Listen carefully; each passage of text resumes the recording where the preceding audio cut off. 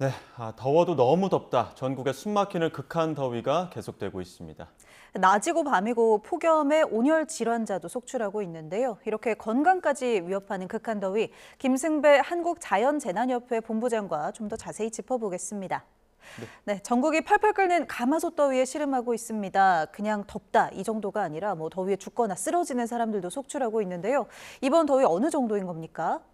네, 지금 폭염은 단순히 올여름 덥다라고 표현하기에는 상당히 심각한 수준입니다. 가장 상징적인 게 경남 양산인데요.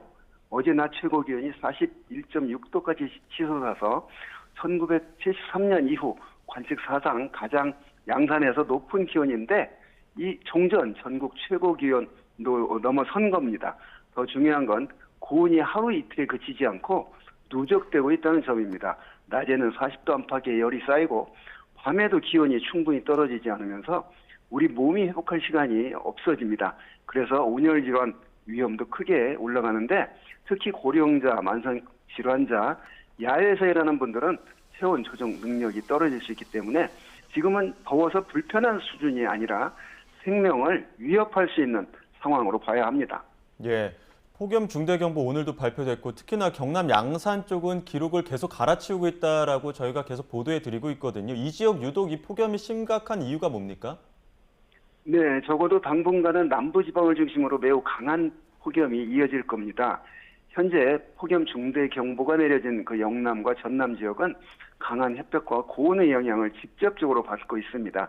그 지역이 중부지방 장마 기간 동안에 비가 적게 와서 건조한 상태입니다. 그래서 토양이 메마르기 때문에 낮에 강한 햇빛이 받으면 바로 기온이 치솟는 그런 현상이 반복되고 있습니다. 그래서 40도를 하루 최고 기온 숫자로 볼 게 아니라 이 폭염이 얼마나 오래 지속됐냐를 봐야 합니다.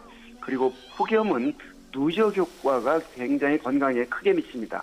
낮에 뜨겁게 달궈진 건물과 도로가 밤에도 열을 뿜어내기 때문에 밤 기온까지 높아지고 결국 다음날 또 다른 더 심한 폭염을 만들게 됩니다.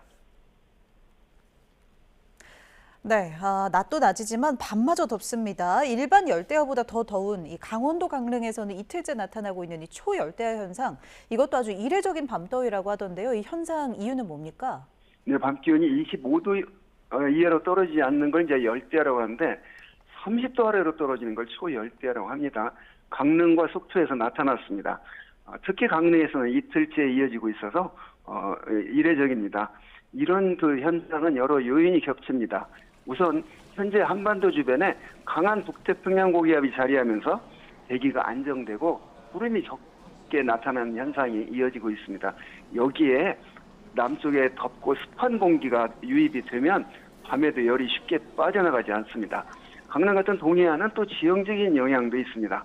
바람 방향과 태백산맥을 넘는 공기의 흐름에 따라 밤 기온에도 기온이 더 높아지는 폐 현상이 더해지기 때문에 그렇습니다. 결국 중요한 건 낮에만 뜨거운 게 아니라 밤에도 기온이 떨어지지 않는 게 그런 건강 측면에서 매우 위험한 상태입니다.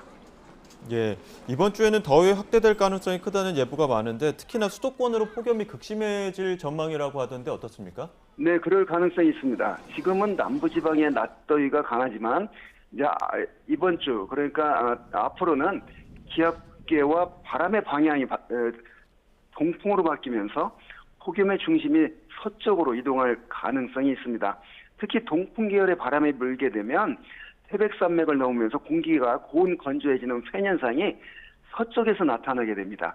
그러면 동해안보다는 이제 앞으로는 산맥 서쪽 지역, 서울, 경기, 강원 이쪽 지역이 기온이 크게 오를 수 있습니다. 그래서 수도권도 안심하기 어려운데요. 서울을 비롯한 수도권은 인구가 밀집되고 있고 도시 자체가 열을 저장하는 도시 열섬 효과까지 있기 때문에 낮 기온뿐만 아니라 밤더위까지 심해질 경우 체감하는 폭염의 강도가 앞으로는 서쪽 지역에 상당히 커질 수 있습니다. 네, 여기에 이제 이번 주 태풍 소식이 하나 있던데요. 초강력 태풍 돌핀이라고 하던데 이 태풍의 경로가 이번 폭염의 변수가 될 거라는 예보도 있던데요. 네, 그렇습니다. 태풍의 이제 공식 그 진로 예보가 5일이기 때문에 아직은 정확히 예측할 수 없는데 이 13호 태풍 돌핀의 이동 경로가 한반도 주변 기압계에 영향을 줄 수 있는 중요한 변수입니다. 다만 지금 단계에서 태풍이 폭염을 확실히 끝낸다고 단정해서는 안 됩니다. 태풍이 북상하면 주변의 강한 바람과 수증기 그리고 태풍 저기압성 회전이 북태평양 고기압의 위치나 세력에 영향을 줄 수가 있습니다. 그러면 한반도에 들어오는 바람의 방향이나 뜨거운 공기 유입 경로가 달라질 수 있죠. 반대로 태풍이 한반도에서 멀리 떨어져 이동하면 폭염에 미치는 영향은 제한적일 수 있습니다. 그러니까 지금 단계에서 태풍이 오니까 폭염이 끝날 것이다 라고 보는 건 좀 이르고요. 태풍이 어디로 얼마나 북상하냐에 따라 폭염의 지속과 완화 여부가 달라질 수 있다고 보는데 저는 이 태풍이 우리나라 쪽으로 오진 못하고 왜냐하면 우리나라에 지금 덮고 있는 북태평양 고기압과 티벳 고기압 때문에 그대로 서진해서 중국에 상륙해서 약해질 가능성을 보고 있습니다. 예, 저희가 관측 사상 처음이라고 하면서 40도가 넘고 있는 그런 지역들을 보여드리고 있는데 이러한 40도가 넘는 극한 폭염이 앞으로는 특별한 일이 아닐 것이다, 뉴노멀이 될 것이다 이런 전망도 나오더라고요. 어떻습니까? 네, 저는 40도 폭염 자체가 매년 일상적으로 나타난다고 단정하는 건 아직 조심해야 된다고 봅니다. 특정 해에 40도를 넘는 극단적인 폭염이 나타나는 것과 그것이 매년 반복되는 것은 다른 문제입니다. 다만 큰 방향에서는 분명히 경고 신호가 있습니다.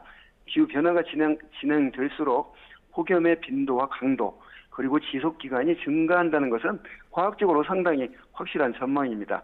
IPCC도 지구온난화가 진행될수록 극한 고온과 폭염이 더 자주 더 강하게 나타날 것으로 평가하고 있습니다. 우리나라에서도 이미 과거에는 매우 드물었던 40도 안팎의 기온이 실제 관측이 되고 있고 이번에 41도를 넘어서는 기록까지 나왔습니다. 그래서 저는 40도가 뉴노멀이다라는 표현보다는 과거에는 예외적이었던 극한 폭염이 앞으로는 우리가 대비해야 할 현실적인 위험이 되고 있다라고 표현하는 게 더 정확하다고 봅니다. IPCC 역시 한국에서 기후변화에 따른 열 관련 사망 위험 증가를 지적하고 있습니다. 예, 알겠습니다. 여기까지 듣겠습니다. 지금까지 김승배 한국자연재난협회 본부장과 이야기 나눴습니다. 고맙습니다. 감사합니다.